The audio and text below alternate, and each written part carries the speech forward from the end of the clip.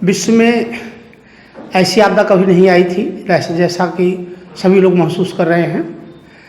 ऐसे में इसके बचाव का जो रास्ता है, चूँकि हमारे पास दवा है नहीं, तो इसका बचाव का सबसे जो पहला रास्ता है वो है मास्क।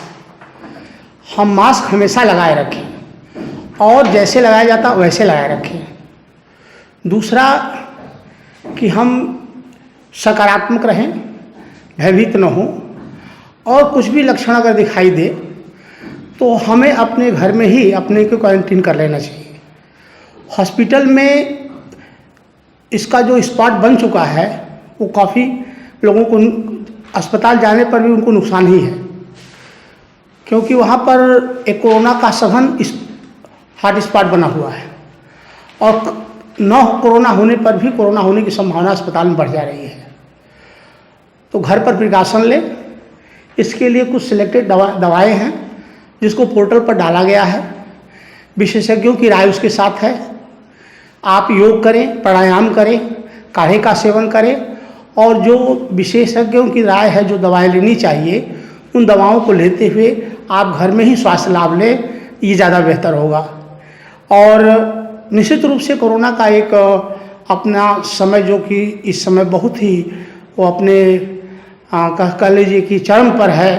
आज हम विश्व के सभी देशों को पिछाड़ करके आगे बढ़ रहे हैं कोरोना की मौत के मामले में, संक्रमण के मामले में। तो कहीं ना कहीं इसमें हम सबकी लापरवाही, धार्मिक उन्माद, चुनाव, राजनीतिक परिदृश्य, ये सारी चीज़ें इसके लिए जिम्मेदार हैं। जैसे अभी कुंभ हमारा लगा था, उसमें काफ़ी इन्फेक्शन फैला, चुनाव हो रहे हैं उसमें इन्फेक्शन फैल रहे हैं।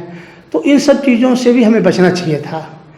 और मेरी एक प्रार्थना है काशीवासी से, जो जैसे एम्बुलेंस चलाते हैं भाई, मुझे बहुत तकलीफ़ हुई कि मैंने जब सुना कि जहाँ का 1000 रुपया भाड़ा है, 500 रुपया भाड़ा है, वहाँ 2500, 3000 रुपये, 5000 रुपये तक लोग ले रहे हैं, मजबूरी का फ़ायदा ले रहे हैं। कालाबाजारी दवाओं की हो रही है, सिलेंडर कालाबाजारी हो रही है और अनेक प्रकार से लोग समय का अनुचित लाभ उठाने का प्रयास कर रहे हैं।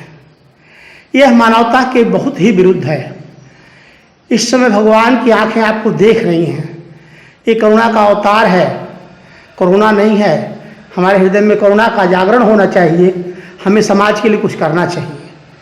मैं गायत्री परिवार के अपने पुरोधाओं से, युग सैनिकों से मैं निवेदन करना चाहता हूँ कि वो खुद भी बचें और दूसरों को भी बचने के लिए हमेशा ऑनलाइन रहें, सुझाव देते रहें, शांति कुंज के निर्देशों को उन्हें बताते रहें कि हमारी इम्यूनिटी कैसे बढ़ेगी, हमारी रोग प्रतिरोधक क्षमता कैसे बढ़ेगी। उसके लिए पूरा एक जो है कार्यक्रम बनाया गया है सुबह से शाम तक का, और ऑनलाइन हम लोग योग भी सिखा रहे हैं। साथ ही साथ मैं निवेदन करूंगा कि हर परिवार अपने घर में तुलसी, गिलोय, हल्दी आदि का काढ़ा बना करके लोगों को नियमित रूप से चाय की तरह से देते रहें और अपने घरों में कपूर, लौंग, इलायची, गिलोय और साकल्य, गुड़ तथा तिल मिला करके नित्य यज्ञ किया करें। यज्ञ एक अच्छा सैनिटाइजर है जो आपके घर में, जैसा कि आप जानते हैं कि हवा में तैर रहा है, ये हवा में घुल चुका है। तो दुनिया की सबसे बेहतरीन पद्धति सैनिटाइजर की जो है वो यज्ञ है। आपके घर में अगर नियमित यज्ञ होता रहेगा इन औषधियों के माध्यम से, तो जो भी बैक्टीरिया इस तरह के आएंगे, हवा में आएंगे, वो हवा में ही मर जाएंगे।